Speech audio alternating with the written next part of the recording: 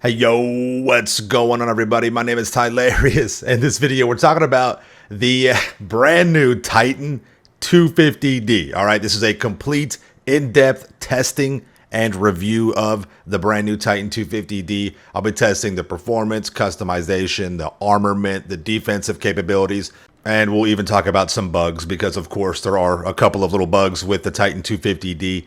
And then I'll just have a discussion on talk about, what type of player the Titan 250D is really for and whether or not you should make the purchase. Okay. Now you can find it after you've purchased it. It'll be inside your hangar. If you don't see it on the floor, just check the storage at the control panel that I just used right there. I mean, the Titan 250D, it looks amazing. I mean, Rockstar did a great job with this. It looks really good. Let's go ahead and talk about the price. You can find the Titan 250D over at Warstock Cache and Carry for the buy it now price of $4,870,000. Simply by completing the Oscar Guzman Flies Again mission strain, you can unlock the trade price for $3,652,500. The Titan 250D is based off of the Lockheed AC-130U Spooky variant with a power plant of 4 Allison T56 A15 turboprop engines creating 4,300 shaft horsepower, propelling this bad girl to over 416 miles per hour with a service ceiling of 39,000 feet and an operating ceiling of 7,500 feet. Her armament consisted of a complement of one General Dynamics 25mm Mike GAU 12U Equalizer 5 barrel rotary cannon, one 40mm L60 Bofors cannon, and one 105mm M102 howitzer, just bringing democracy to all who need it. I love it. Oh my goodness gracious. All right, let's check out the customization. Of course, you want to go ahead and equip your countermeasures, whether they are either chaff or flares, just depending on your play style. And then also, of course, your engine performance and your handling. You want to set that or upgrade that to racing. If you find that the racing handling is a little too twitchy for any of the planes that you can upgrade those to, just kind of dial it back and then work your way up. You do want to eventually get there because you've been able to maximize the performance out of your aerial vehicle with that. You can pop the doors. You got a cargo bay in the back. However, it's not really accessible unless you take away the, the countermeasures, the flares, chaff, livery, stuff like. It's just bugs. It's hitbox bugs that just kind of mess up some of these vehicles. It's kind of a bummer, but that's what that is. Comparing it to the Titan, roughly the same size, but not the same design. The Titan is based off the Hercules, the AC-130 Hercules variant, and again, the Titan 250D is the AC-130U Spooky variant. The 250D is faster, but nothing crazy. Let's talk about the offensive capabilities. First up, we got the 25mm cannon. It's got a 30-round capacity magazine with a range of 920 feet or 280 meters with a reload of 4 seconds. And just putting it up just to test it, just to give you guys a tangible idea. It takes 70 rounds to destroy the Terabyte. This thing is nasty. The 25mm cannon is insane. Probably one of the best, if not the best weapon to destroy vehicles with today in the game. It's crazy. So that you do have a plus on that. As you see right here, the splash damage and just the overall visual camera shake, it's pretty substantial. You do need to be pretty close to the explosion of the round for it to affect, but it does give you a pretty serious ragdoll effect. And I mean, you could definitely devastate somebody down on the ground with this. Now you also have the 40mm cannon. It has a range of 920 feet or 280 meters, same as the 25mm cannon as well. It takes 6 seconds to reload, however, and you have a 5-round magazine capacity. Now, to put this into perspective, again, it takes 37 rounds to destroy the Terabyte with the 40mm cannon. I mean, it's obvious right here, the 25mm would be a much better or more effective weapon. So these weapons it's kind of like a mix of, anti-vehicle, anti-personnel. I think the 25mm is good for both, anti-personnel and vehicle.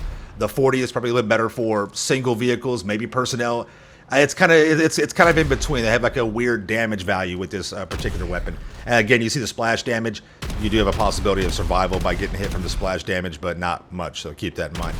Now moving on, you have the main gun, which is the 105mm cannon. It has a range of 1,840 feet or 560 meters and a reload speed of a painful 8 seconds. However, the 105, it's basically like a mini orbital cannon. Now, don't get too freaked out. I would say like probably 20% the power of orbital cannon, maybe 30% tops. And just to visualize the damage that it can do, again, testing it against the Terabyte, one of the strongest vehicles in the game, it only takes 3 rounds to destroy the Terabyte with the 105mm cannon.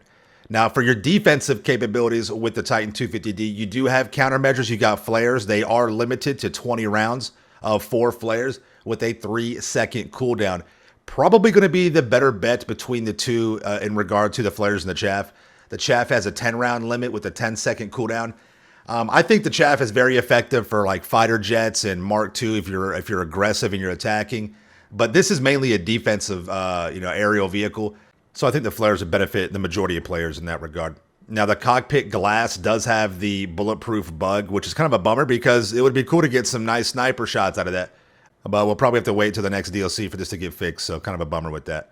And moving on with the defensive capabilities with the Titan 250D, if you're using the Mark II sniper rifle with explosive rounds, the Titan 250D will take 18 rounds to disable the vehicle. And then if you're using the railgun, it'll take 16 rounds to disable the vehicle. Homing rocket launcher, it'll take 10 missiles to disable the Titan 250D. And then with your Raiju, 9 missiles. Now, typically it'll be roughly the same with the homing rocket, but there is basically a failure and a destruction variable with these vehicles, so keep that in mind. The Raiju explosive rounds, 21, and then 10 missiles from the Mark II oppressor to disable the Titan 250D. And the Mark II, along with pretty much any plane and the railgun and explosive rounds from the Mark II sniper, will be your best counter. We even messed around a little bit with the Kasatka missiles, and he just had some fun with that. And yeah, so there you got some counters to it, and you got some disadvantages for sure. And just, kind of getting in here and running some combat simulations and actually going into public lobbies and just stirring the pot and seeing how it works out. It's just, you can have some fun for a little bit. You might get a couple of kills. You might just end up kind of just griefing somebody that's AFK maybe. But as soon as somebody gets into a plane or a Chernobog at range, or you run out of flares, it's game over, And so I wish that there was maybe a little bit more with it to kind of make it more of like a viable type. Maybe there was unlimited flares. That would be nice. But it's okay. It's just meh. It's not anything great. Yeah, and you can go into your gun camera if you are disabled. That'll help you move around. But you can be pulled out of the gun camera by continuously taking damage as well. So keep that in mind. So there's a couple of good things. It's a great weapon platform. You can operate the 40mm cannon solo, so you can do solo, runs with this and missions, and have some fun in free mode lobbies. If you get a full team in there, you can be devastating for a short time. I guess that's probably what Rockstar was trying to do, and in that regard, I appreciate that, and I'm very content with that. But it's difficult to locate targets on the ground. There is a pretty decent skill level that you need to have to be efficient with this, whether you're solo or whether you're with other players, knowing how to operate the gun cannon, knowing how to fly in the angle. You just want to circle your target at a decent range. But, if you have some friends, you have to be inside the range of their weapons, kind of making the 105mm cannon a little bit less effective, I guess. And yeah, there are some bugs like we talked about already. You can't get inside the cargo bay. Really, the cockpit glass is bugged out. It's bulletproof. And then, yeah, it suffers from the one rocket or one explosive bug that can take the whole plane out. So it's an issue. That's kind of a bummer. And again, I do appreciate the balance to it. It's not too OP.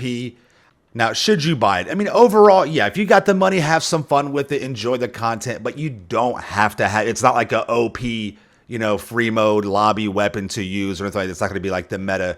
So you don't have to rush out and get it. But I would enjoy it, yeah. But don't, it's not something you have to have. I don't want people to try and hype it up and make it to be something that it's not, because that's just not what it is. So enjoy it. If you got the money, you don't have to rush out and get it. And just, take it for what it is, all right? So there you guys have it. Big shout out to the crew for helping me out with this. We did a ton of testing. It was a lot of fun. So big shout out to Bird Lady, Skycarp, J-Man, T-Row, DJ, OG, Kush, and anybody else that took part and helped out, man. Thank you guys so much. I really do appreciate it. It was a lot of fun. If you have anything you want to add, or if you got any questions, leave them in the comments down below. And let me know what you guys think about the Titan 250D. Have you purchased it? What are your thoughts on it, all right? Thank you all so much for watching. Make sure you're subscribed to my channel for the illest and realest content in the game. Smash that like button. And we'll see you guys in the next video, all right? Peace out. Yeah.